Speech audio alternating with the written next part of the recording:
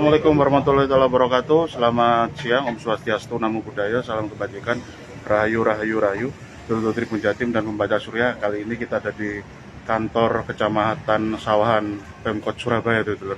Jadi kali ini kita akan ngobrol bersama Pak Camat yang biasa akrab disapa Abah Yunus yang sekarang ada di ruangannya.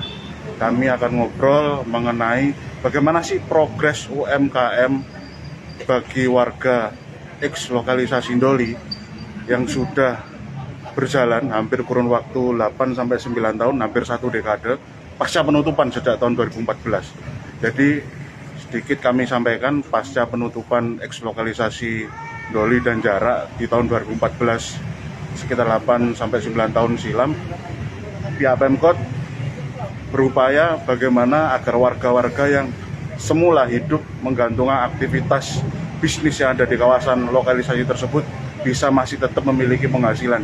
Dan salah satunya adalah pihak Pemkot melalui pejabat Pemkot saat itu, wali kotanya adalah Bu Risma, Putri Risma hari ini, atau biasa kita kenal Bu Risma, berupaya untuk mendongkrak atau tetap bisa membuat warga X lokalisasi bisa berpenghasilan, yakni dengan cara memberdayakan UMKM-nya. Dan ternyata informasi kami himpun, UMKM yang digerakkan sejak tahun 2014 silam pasca hari H penutupan sampai hari ini masih jalan, dulur-dulur.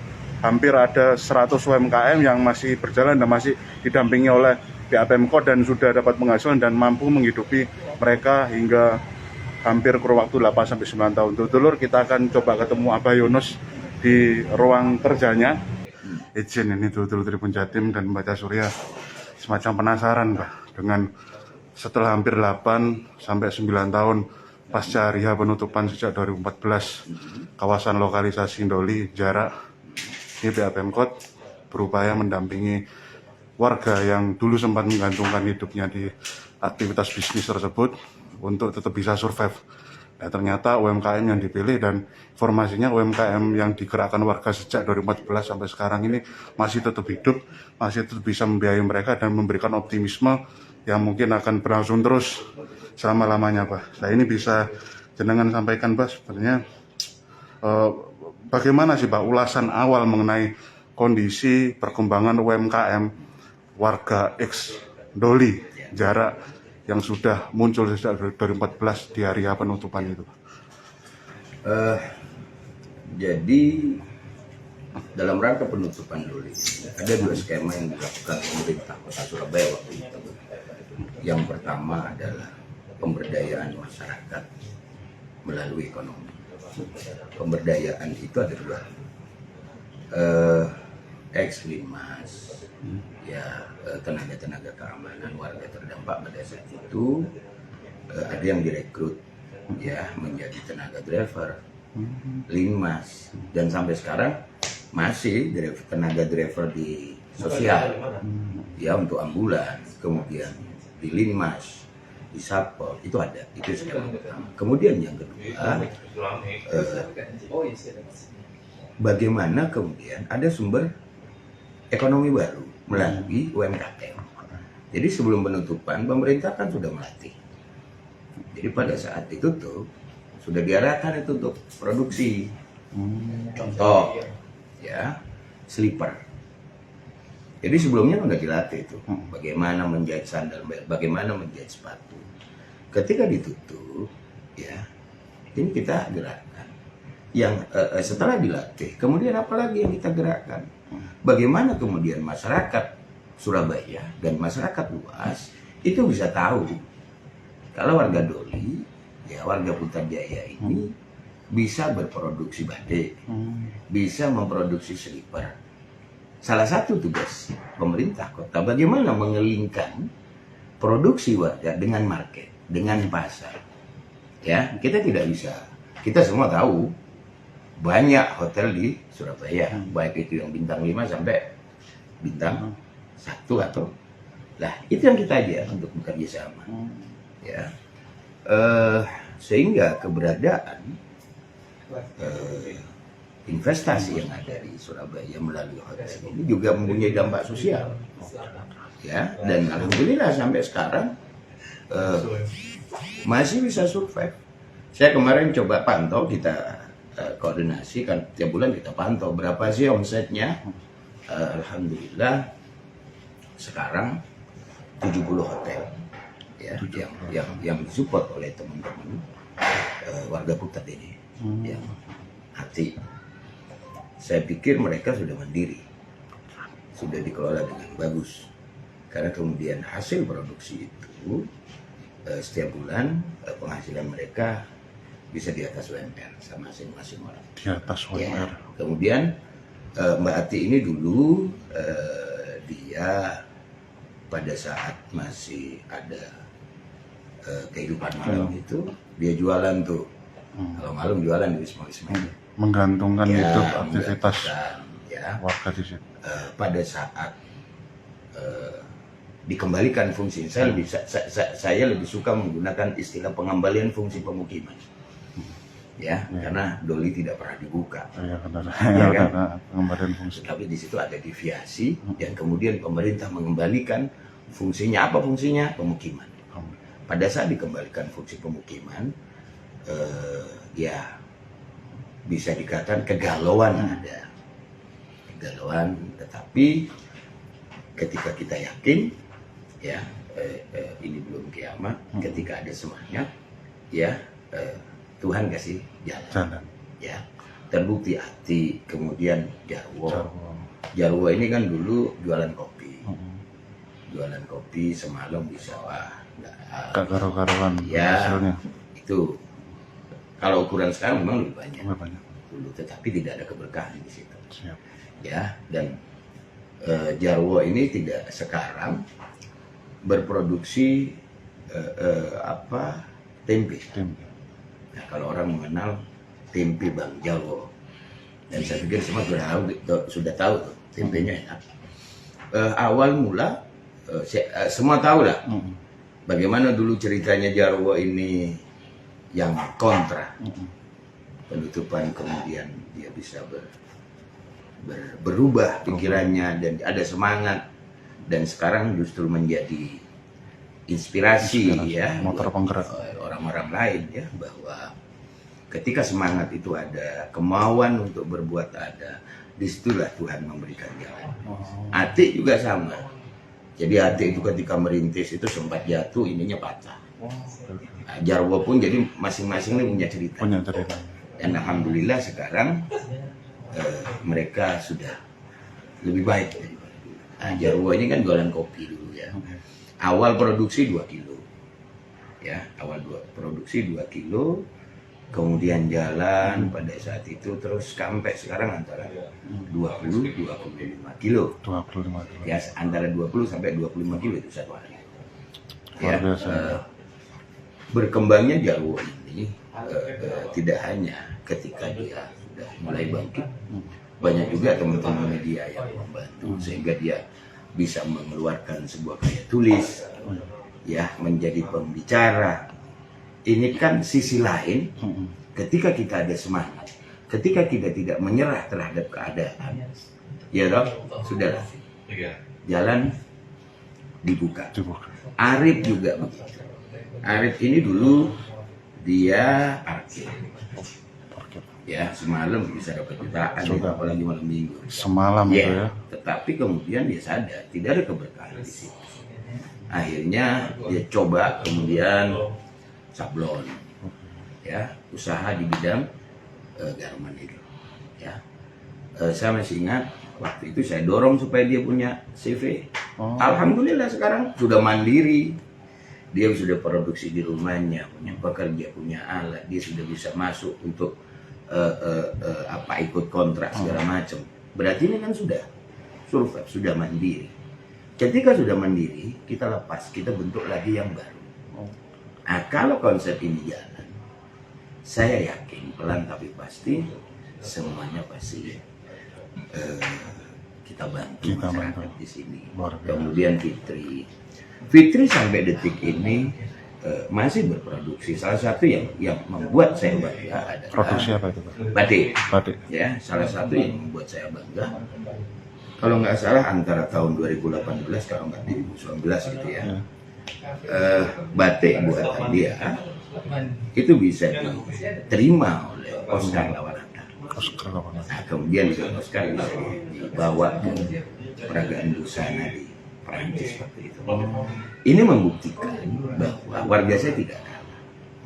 Warga saya mempunyai semangat yang luar biasa. Warga saya mempunyai skill yang luar biasa. Karena ketika masuk ke Oscar itu tidak gampang, ya tidak gampang itu. Waktu itu diprakarsai salah satu bank, ya BUMN, bank BUMN, kemudian beberapa pelaku batik ini diseleksi oleh Oscar, kemudian keluar 12 orang, salah satunya Fitri dengan produk desain. Sampai detik ini masih survive berjalan. Kemudian Tris batik Alpu Jawa, dia dulu menjuarai yang lomba desain yang diadakan oleh pemerintah Kota Surabaya, dia juara 1. Ya, dan sampai sekarang dia berproduksi. Salah satu apa yang diberikan pemerintah Kota Surabaya adalah memanfaatkan aset-aset yang kita miliki untuk bisa memfasilitasi masyarakat, untuk bisa memberikan nilai tambah secara ekonomi, dan sampai sekarang rumah batik masih digunakan untuk berproduksi, baik itu batik tulis maupun batik cap. Itu ada dua tuh. Kalau batik tulis, batik cap kan beda. Sehingga pada saat itu saya bilang, oke, kita nggak boleh gantungin batik tulis saja, karena memang harganya kan relatif lebih mahal dibandingkan dengan batik cap. Tetapi hasil itu bisa diterima oleh warga, oleh masyarakat itu. Oke. Itu tadi kan ada sosok Ati, Jarwo, Tris, Fitri. Sebenarnya kalau bisa dirinci, UMKM produk yang dibuat oleh masyarakat pasca 2014 penutupan sampai sekarang masih tetap survive itu berapa tuh Pak?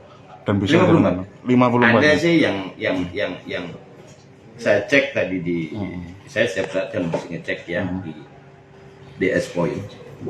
DS Point itu adalah fasilitas yang diberikan oleh pemerintah kota sebagai sarana display produk-produk yang dibuat oleh warga Putat. Ada satu, saya tanya, ini Rumi kemana?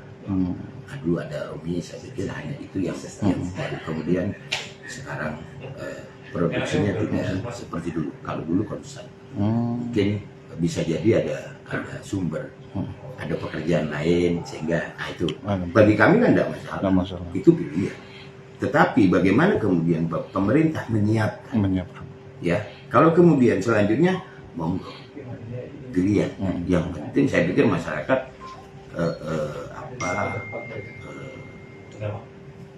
pasti mungkin karena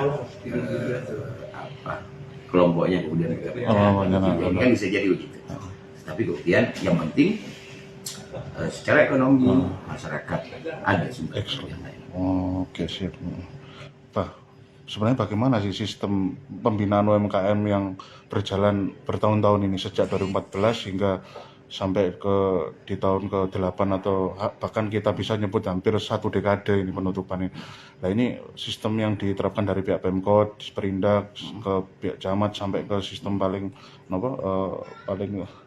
terdekat lurah dan RW itu bagaimana sampai bisa? Jadi saya pikir itu saya sampaikan simpel saja. Ketika kita melatih warga misalnya, warga pengen apa? Ketika pengen diajar batik, nah kita tidak berhenti pada saat memberikan pelatihan. Kalau begitu nggak akan bisa panjang, karena nun sewu, orang jualan, yang susah itu market, yang susah itu pasar. Jadi yang kita lakukan adalah, yang pemerintah lakukan adalah tidak hanya dilatih, tapi bagaimana kemudian kita ciptakan pasar, kita setting pasarnya, kita berusaha misalnya berapa sih jumlahnya pasar batik berapa, kita bisa merebut di situ. Nah, itu harus apa? Ya memang harus kita pikirkan gitu. Kalau cuma dilatih saja kemudian dibiarkan Dibiarkan. dilepas ya nggak bisa dong. Mereka orang baru, ya orang baru di situ bermain di industri itu orang baru, ya pasti jaringan belum mengerti. Lah itu yang kita lakukan sampai kemudian dia paham benar, ya paham benar bagaimana kita melakukan penetrasi pasar, ya produk apa yang cepat di pasar. Itu kan butuh waktu. Butuh waktu. Dan semua butuh proses belajar. Itu yang dilakukan pemerintah, tidak langsung dilepas. Tapi ketika dia sudah mengerti, oh pasar senangnya ini, lepas. Oh saya harus penetrasi pasar bulan ini. Ketika sudah ngerti, bisa mandiri baru kita lepas. Ya ibaratkan bayi aja lah, ketika dia masih merangkak nggak bisa dong kita lepas. Kita harus ajari mereka berjalan. Ya, tetapi ketika mereka sudah bisa berjalan, tidak bisa kita suruh lari. Oke. Ya kan? Tetapi kalau dia sudah bisa berjalan, sudah bisa berlari, baru kita ajari teknik bagaimana berlari cepat. Ya toh, bagaimana kemudian kamu harus melompat ketika ada lubang. Itu. Ketika sudah menguasai begitu ya sudah Lepas. Itu yang Berarti proses pendampingan Pemkot bisa dikatakan selesai ketika situ, Pak. Pak, sedikit itu secara rinci bagaimana? Apakah memang ada workshop yang dilaksanakan secara berkala setahun sekali atau sekian bulan sekali? Atau mungkin ada agen-agen yang didamping? Oh, komunikasi. Dan kalau workshop itu kan kita komunikasi dengan itu. Omsetnya berapa? Kendalanya di mana? Artinya komunikasi bisa berjalan hampir setiap hari. Setiap saat. Saya ada telepon, main ke sana, gimana kendalamu? Itu yang kita lakukan. Nah ini sedikit dapat bocoran bahwasanya upaya dari pihak Pemkot melalui pihak camat untuk merubah stigmatisasi kata Ndoli yang bercokol di situ sebagai dulu kita pahami sebagai dengan makna negatif yang sekarang tetap diupayakan menjadi makna positif, dan bocorannya adalah upaya untuk menjadi positif itu ada dengan mengubah format permukiman itu untuk menjadi tempat objek wisata ini, wisata edukasi. Nah ini wisata kuliner kan? Kuliner dan edukasi UMKM. Benar. Itu bisa dijelaskan secara rinci Pak mengenai siasat dari pihak Pemkot dengan mengubah format UMKM yang sudah ada di situ kemudian dikemas menjadi lebih apik, menjadi wisata ini. Bagaimana itu? Ya, sesuai arahan Pak Wali kemarin saya juga rapat dengan Pak Asisten. Insya Allah dalam bulan Maret nanti Pak Wali sudah mencanangkan bulan Panekarya. Ada beberapa perluasan, ada beberapa bangunan yang kemudian kita maksimalkan. Ya, jadi ada sudah direnovasi, kita siapkan bangunan itu untuk sablon, dan ini untuk warga-warga MBR. Nah, jadi insya Allah minggu depan nanti kita mulai dilatih. Minggu depan? Langsung? Ada 3 ya untuk warga ini, ada sablon, kemudian slipper, ya slipper, kemudian sepatu menjahit. Ya, di situ. Berarti ini juga menjadi jawaban terhadap ini beberapa bekas bangunan yang kita sebut kemarin ex Wisma, kemudian sudah diakuisisi Pemkot dan sekarang mungkin kemarin sempat dikeluhkan oleh pihak RT dan sebagainya, ini masih mangkrak. Nah ini jawabannya tadi Pak ya. Iya, kemarin saya sudah komunikasi akan diubah, komunikasi dengan Pak RT, Pak RW dan warga MBR. Ayo pinginnya apa? Ya pinginnya apa? Bukan kita yang menentukan, tetapi kemudian tanggung jawab. Ya toh, ketika misalnya, oh Pak saya pingin gini, oke, serius belajar, serius berproduksi, nanti bagian kita upayakan market, upayakan itu tugas kita.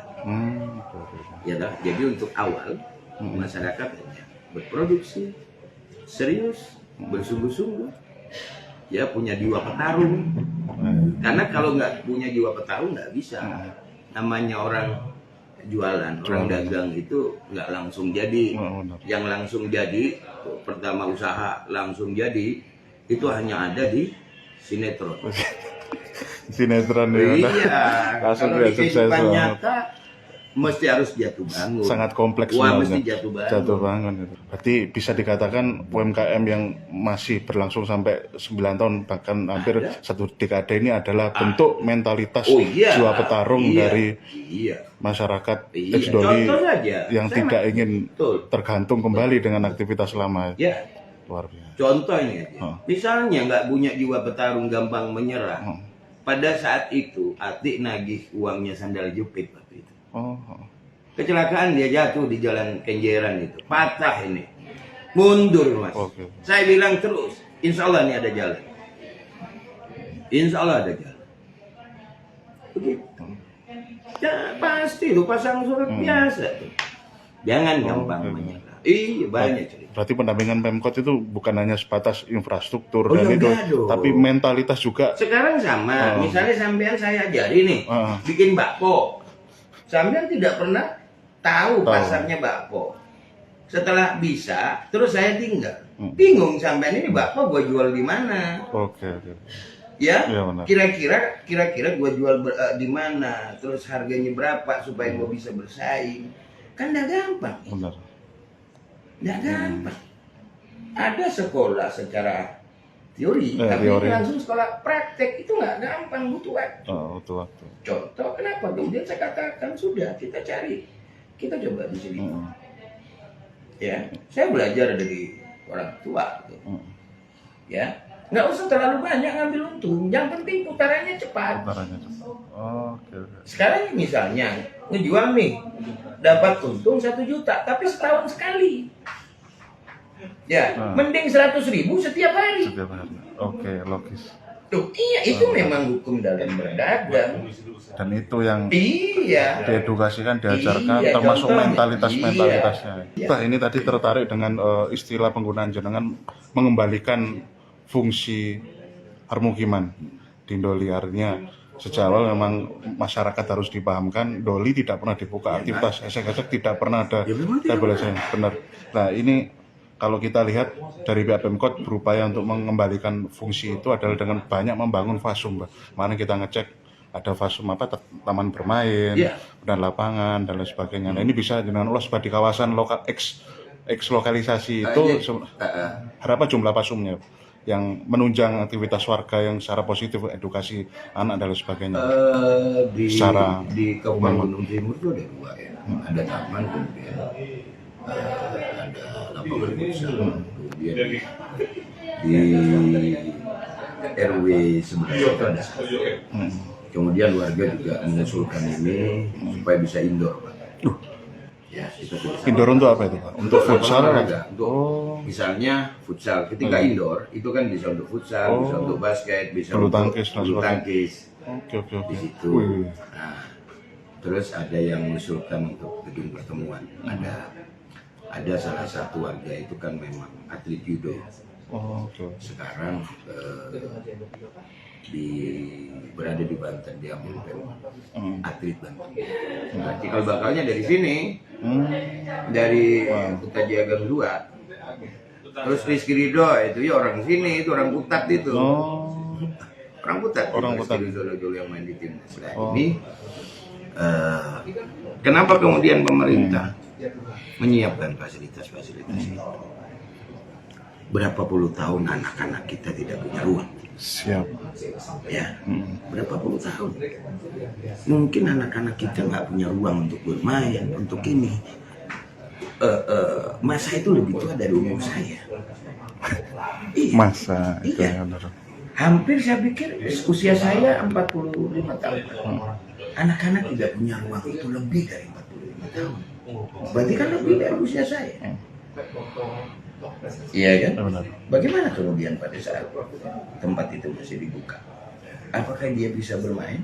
Nggak bisa. Bisa belajar dengan tenang? Nggak bisa. Dia tidak bisa menikmati masa yang sesuai dengan usianya. Nggak usah begitu aja lah. Warga aja mau hajatan di kamar nggak bisa. Mana dulu? Sangat sulit. Ya kan? Ya sekarang alhamdulillah. Mohon maaf.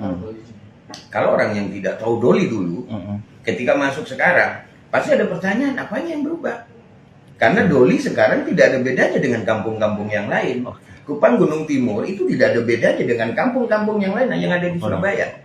Tetapi kalau orang tahu zaman dulu Kupang Gunung Timur itu seperti apa, pasti tahu perbedaannya. Dan pasti tahu perubahannya. Nggak usah jauh-jauh lah ke Kupang Gunung Timur. Jalan jarak itu jalan. Kalau tahu posisi dulu, pasti tahu perbedaannya. Ya, kalau sudah jam 5, jam 6 semua, mohon maaf ini dentuman musik sudah jalan. Jam 7 sudah mulai macet. Sekarang tidak. Saya lihat anak-anak muda menikmati kopi dan musik.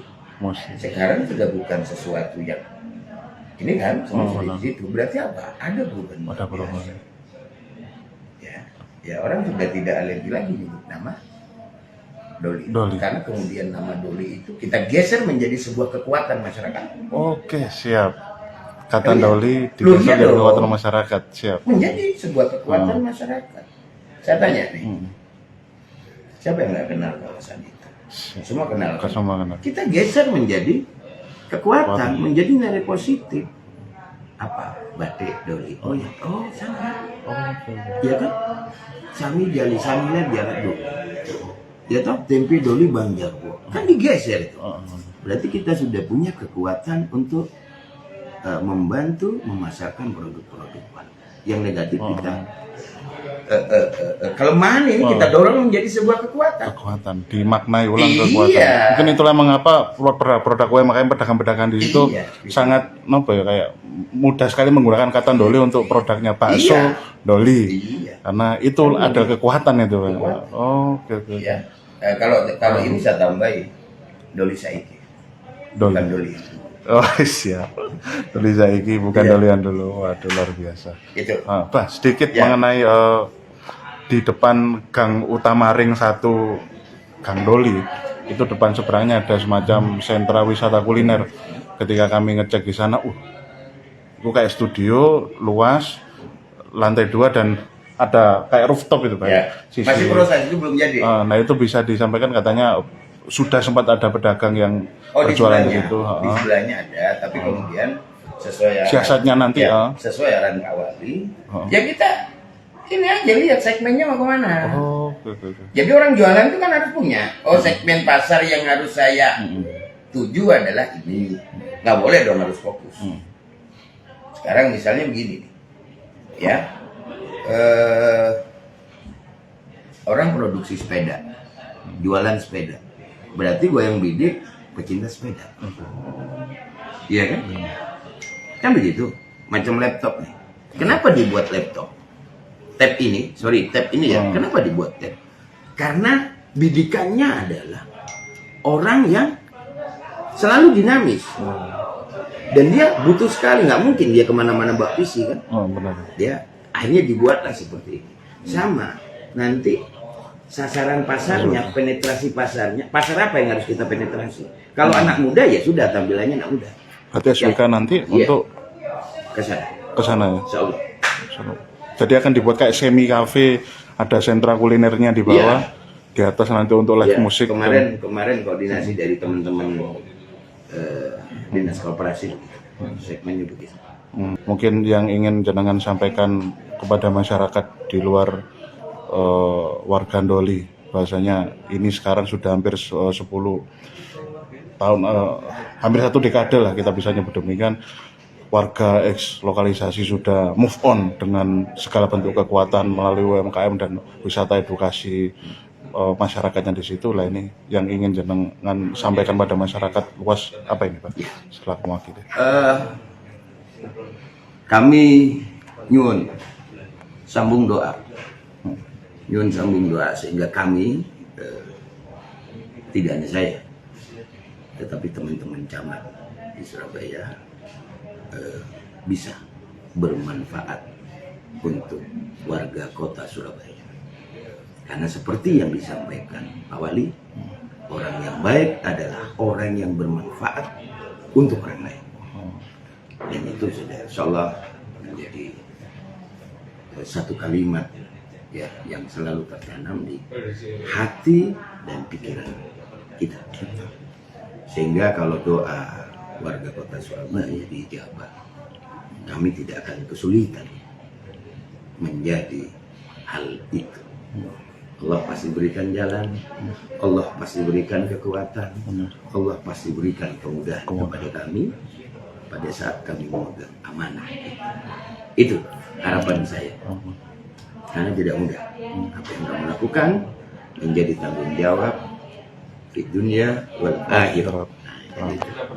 Oke, dulur Tribun Jatim dan Pancasurya, tadi kita sudah dengar cukup panjang, detail dan gamblang mengenai bagaimana sih kondisi UMKM yang ada hampir 54 yang hidup sejak pasca penutupan 2014 hingga sekarang dan masih tetap didampingi dan survive mampu menghidupi diri mereka, dan bagaimana tindak lanjut nanti ke depannya yang terus akan diupayakan oleh pihak kecamatan dan pihak Pemkot Surabaya. Nah, kita sudah sangat dengar semuanya secara detail, dan warga X lokalisasi juga minta doa untuk dulur Tribun Jatim dan Pancasurya agar tetap bisa survive dan tetap bisa memaksimalkan potensi aset-aset yang ada di sana dan untuk kebaikan bersama dulur. Oke, tetap pantengin terus kanal informasi kami dulur di Tribun Jatim Network, surya.co.id, dan seluruh situs Tribun yang ada di seluruh Kabupaten Jawa Timur dan seluruh situs Tribun yang ada di seluruh provinsi di Indonesia.